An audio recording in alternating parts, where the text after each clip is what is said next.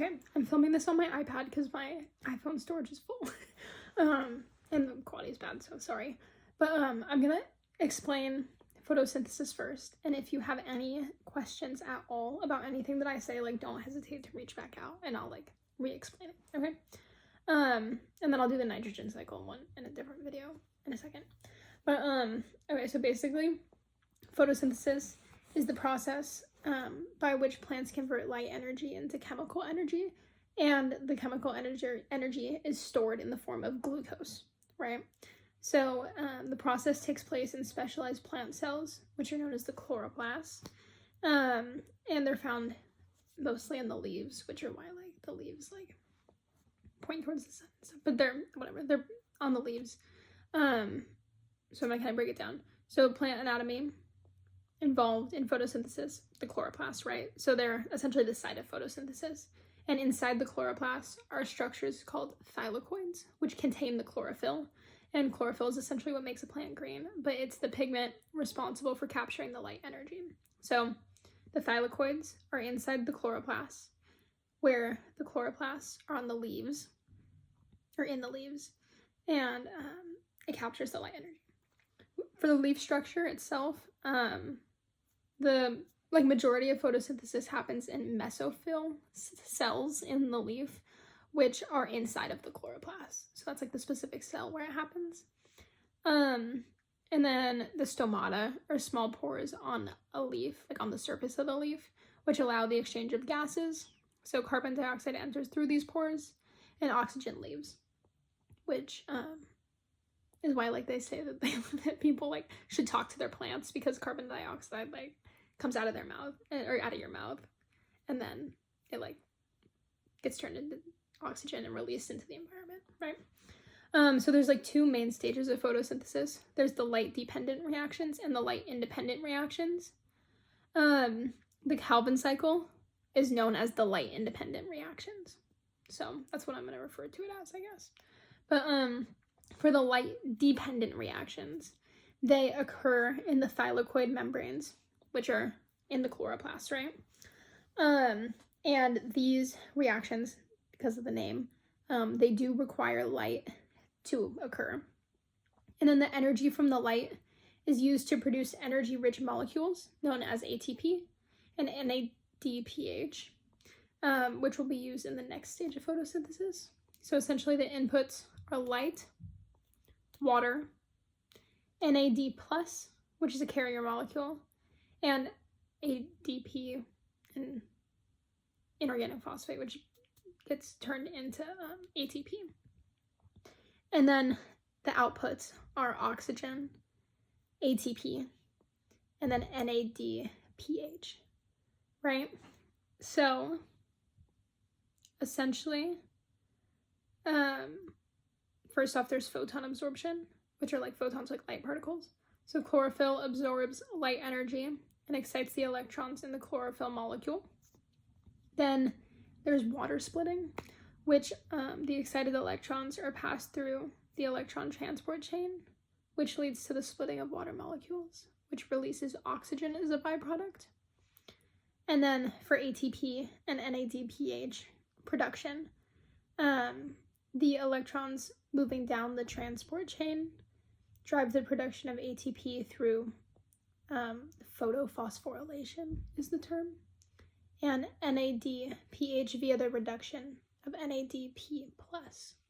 So basically NADPH, the hydrogen gets like removed, and that's why then there's a positive, like a plus at the end of NADP, because the hydrogen is reduced, like it's gone. So hopefully that makes sense, explaining why like you get light and water, and then the water gets split, which removes the oxygen, so then the oxygen's the byproduct, which gets released, right? And then like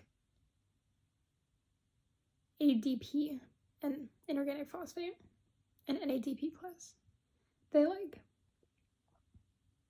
get converted through the electron transport chain into ATP and NADPH, which are then used in the Calvin cycle. So like those are needed in order for the Calvin cycle to work.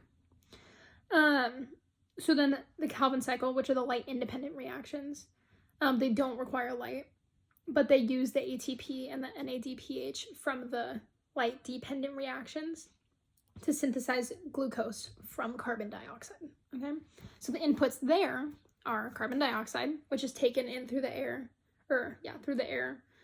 into the stomata, which are I explained earlier, and then it uses the ATP and the NADPH, and then the outputs are glucose, which is the final product, right? Which the plant can use for like energy and growth and stuff, and then it also outputs ADP and like inorganic phosphate PI, and NADP plus, which are then both like used to regenerate ATP and the light dependent reactions and recycled back to the light dependent reactions, which is why it's a cycle, because those are essentially the two inputs into the light dependent reactions that were then turned into the outputs of the light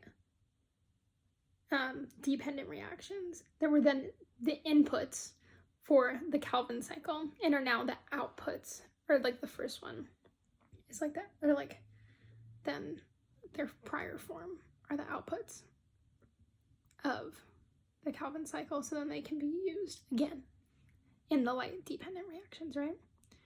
So basically in the Calvin cycle for carbon fixation, there's an enzyme called Rubisco, which catalyzes the attachment of carbon dioxide to a 5-carbon molecule called like RUBP is what I know it as, but it's like ribulose biphosphate, which creates an unstable 6-carbon molecule, which is immediately broken down into 2 molecules of 3-PGA, which is 3-phosphoglycerate, right?